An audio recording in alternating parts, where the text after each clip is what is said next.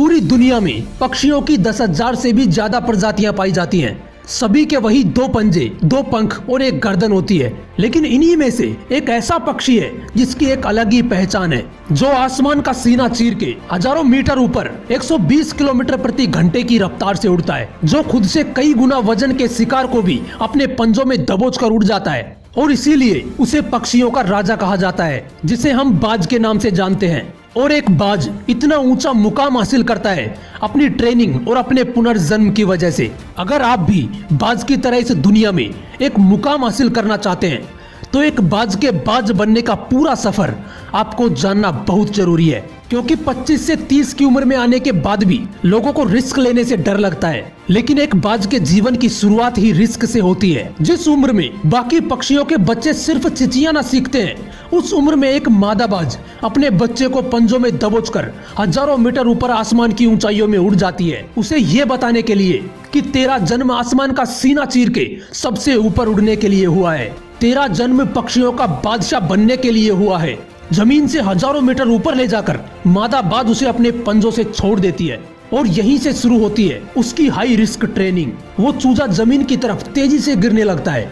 थोड़ा नीचे आता है तो उसके पंख खुलने लगते हैं। नीचे आते आते वो अपने पंख फड़फड़ाने लगता है, लेकिन वो अभी तक उड़ना नहीं सीखा है। वो जमीन से कुछ ही मीटर ऊपर होता है। ऐसा लगता है कि कुछ ही सेकंड्स में इसका जीवन समाप्त हो जाएगा। लेकिन अचानक एक पंजा उसे अपनी गिरफ्त में लेता है और वापस आसमान में उड़ जाता है। वो पंजा होता है उसकी माँ का, जो उसके पीछे उड़ रही थी। उसकी ये ट्रेनिंग तब तक चलती रहती है जब तक वो उड़ना नहीं सीख जाता। इतनी हाई रिस्क ट्रेनिंग होने के बाद इस दुनिया को एक बाज मिलता है। बारिश के वक्त जब सारे पक्षी आश्रय की तलाश करते हैं, तब यही बाज बादलों से ऊपर उड़ता है। एक बाज की उम्र लगभग 70 साल होती है। जब वह 40 साल का होता है तो एक परेशानी उसकी जिंदगी में मौत बनकर आती है, जो आपके परेशानियों की तुलना में बहुत बड़ी होती है। क्योंकि 40 साल की उम्र में बाज की चोंच इतनी मुड़ जाती है कि उसे शिकार निगलने में बहुत परेशानी होती है।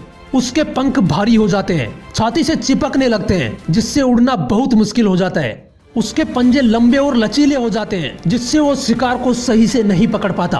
अब उस बाज के पास सिर्फ 3 रास्ते होते हैं। पहला, वो अपना शरीर त्याग सकता है।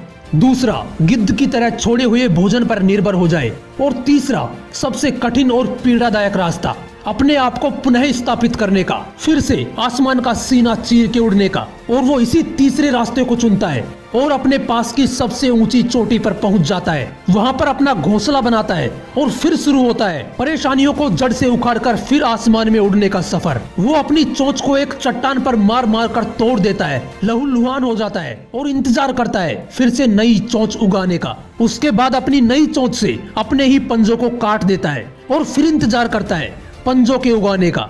उसके बाद वो अपने एक एक पंख को अपने शरीर से अलग करता है और फिर इंतजार करता है नए पंख उगाने का। और इस प्रक्रिया में उसे समय लगता है पूरे 5 महीने का। इन 5 महीनों की कड़ी तपस्या से एक बाज का पुनर्जन्म होता है। वो फिर से तैयार हो जाता है आसमान का सीना चीर के उड़ने के लिए। जो 3 रास्ते बाज के पास थे, वही 3 रास्ते आपके पास भी होते हैं। लेकिन कुछ लोग पहले रास्ते को चुनते हैं और परेशानियों के बोझ तले दबकर सुसाइड कर लेते हैं। ज्यादातर लोग दूसरे रास्ते को चुनते हैं। वो परेशानियों का बोझ पड़ते ही अपने लक्ष्य को छोड़कर एक नॉर्मल लाइफ जीने लगते हैं। और कुछ वो लोग भी होते हैं जो इन परेशानियों को लात मारकर अपनी मेहनत के दम पर बाज की तरह आसमान की बुलंदियों को छूते हैं। दोस्तों, बाज की ये ट्रेनिंग हमें एक बहुत बड़ी सीख देती है कि अगर रिस्क लेना पड़े तो लो, लेकिन अपने फील्ड में अपने आप को इतना ट्रेन कर लो कि उस फील्ड में आपसे ऊपर उड़ने के बारे में सोचकर ही लोगों के पसीने छूट जाएं।